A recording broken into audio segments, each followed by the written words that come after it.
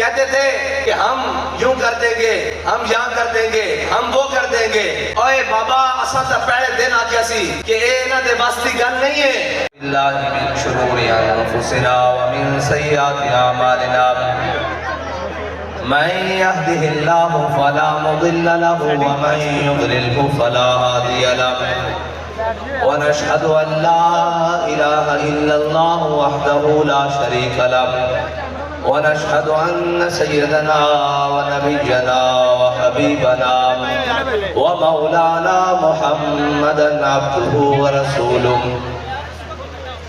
أما بعد فأعوذ بالله من الشيطان الرجيم بسم الله الرحمن الرحيم قال الله تبارك وتعالى في القرآن المجيد ولا تقولوا لمن يقتل في سبيل الله أموات بل أحياء ولكن لا تشعرون صدق الله العظيم وصدق رسوله النبي الكريم الأمين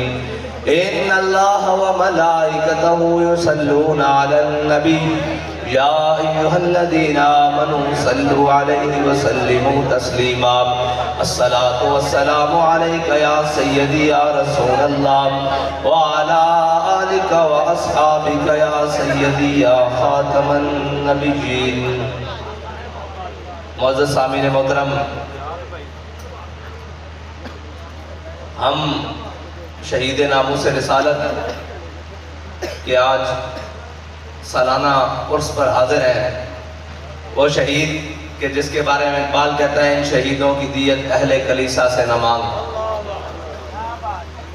شہید کے بارے میں اقبال غازی عبدالقیوم صاحب کی جب لے کر گئے نا بات، تو انہوں نے کہا جی آپ انگریز سے بات کریں، تو اقبال نے کہا ان شہیدوں کی دیت اہل کلیسا سے نہ مانگ۔ آج بھی شہید کا خون وہ ہے جس سے باغ رضوان میں چراغاں ہوتا ہے، اور شہید میرے آقا و مولا صلی اللہ علیہ وسلم کی ظاہری حیات سے لے کر قیامت تک اس نے یوسف پہ کٹی مصر میں انگشت زنا، اور سر کٹاتے ہیں تیرے نام پہ مردان عرب۔ اور یہ حضور کے عاشقوں نے اپنی سروں کی فصلیں رکھی حضور کے نام کے اوپر ہوئی ہیں، اور حالات وقت کے ساتھ ساتھ وہ اپنے آقا و مولا صلی اللہ علیہ وسلم سے اظہار وفا کر کے یہ بتاتے ہیں کہ جو مرضی کر لو،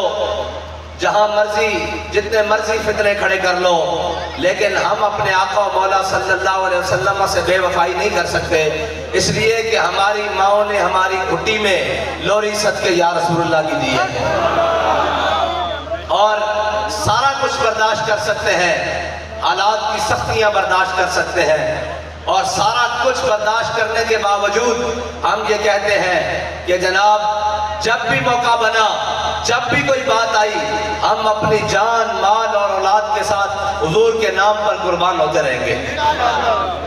اور اقبال نے کہا ان شہیدوں کی دیت اہل کلیسا سے نہ مانگ۔ ہمیں بھی بڑے لوگ مشورہ دیتے ہیں جی آپ ہیومن رائٹس کے پاس چلے جائیں، ان کی بات کریں۔ میں نے کہا ہمارا جو ہے نا شاعر اور ہمارا مفکر اسلام اور ہمارا علامہ اور ہمارے قائد کا محبوب وہ ہمیں یہ بتا کر گیا ہے کہ ان شہیدوں کی دیت اہل کلیسا سے نہیں لینی، ان شہیدوں کی جو استغاثہ ہے وہ حضور کی بارگاہ میں پیش کرنا ہے،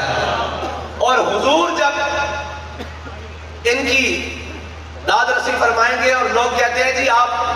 عدالتوں کا دروازہ نہیں کھٹکھٹاتے، میں نے کہا وہ عدالتیں جو طاقتوروں کی طوائفیں ہیں ان عدالتوں کی بات کرتے ہو،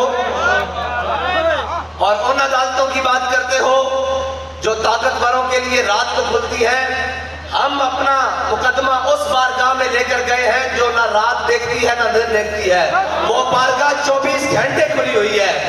اور بابا جی نے بھی اپنا مقدمہ اس بارگاہ میں رکھا ہوا ہے۔ اب باری باری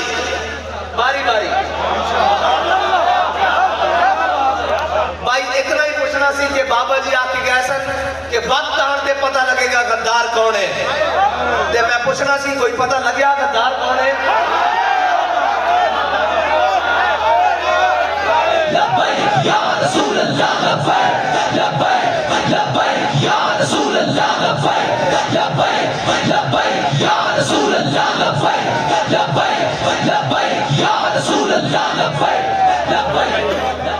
نہیں پتہ لگیا تو میں تو دسنا غدار کونے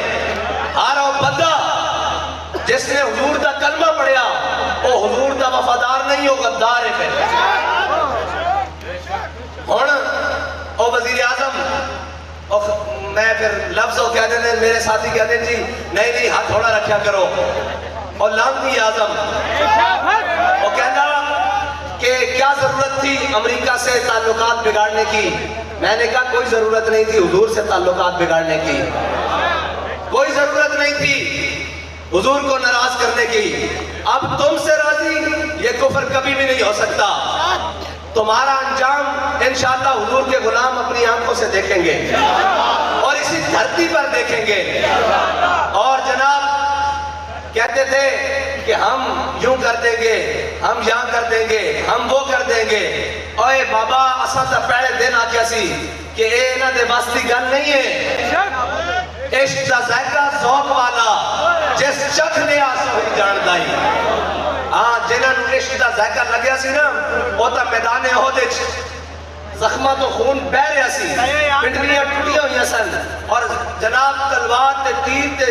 بھالے تے نیزے تے زخم لگے ہوئے سن حضور نے حضرت بلال کو کیا بلال اذان دیو حضرت بلال نے جدو اذان دی تھی تا او جناب سارے اس سے انداز نال اس سے ادا نال حاضر ہو گئے میرے آقا و مولا صلی اللہ علیہ وسلم نے جب اپنے غلاموں کو بلایا نا میدان احد میں زخم تیر کھانے کے بعد تو انہوں نے یہ نہیں کہا یا رسول اللہ ابھی تو جنگ سے واپس آئے ہیں ابھی ہم اپنے زخموں پر مرم پٹیاں بھی نہیں کر سکے ابھی ہمارے زخموں سے خون رس رہا ہے ابھی تو جسم میں پھٹ پڑے ہوئے ہیں اور جناب چیرے لگے ہوئے ہیں انہوں نے جب حضرت بلال نے اذان دی تو سارے صحابہ یہ کہتے ہوئے حاضر ہو گئے لبیک یا رسول اللہ اور ہم نے یہ منظر پھر اپنی آنکھوں سے بابا جی فرماتے تھے اسلام ہر زمانہ پھل دیتا ہے اسلام ہر زمانہ پھل دیتا ہے ہم نے یہ منظر پھر فیض آباد کے اندر دیکھا کہ ایک بھائی کی جناب جسد خاکی گھر میں پڑا ہوا ہے اور دوسرا پھر حضور کی ناموس پر پہرا دینے کے لیے میدان میں موجود ہے اس نے پوچھا ہے تم یہ کیا کر رہے ہو تمہارے بھائی کی تو جناب جنازہ اندر پڑا ہوا ہے اور وہ اس نے کہا ہے ہم نے تو یہی کہا کروں تیرے نام پہ جاں فدا نہ بس ایک جان دو جہاں فدا دو جہاں سے بھی نہیں جی بھرا کروں کیا کروڑوں جہاں نہیں جنہوں نے یہ سبق پڑھا ہوا ہے نا وہی میدان میں کھڑے رہ سکتے ہیں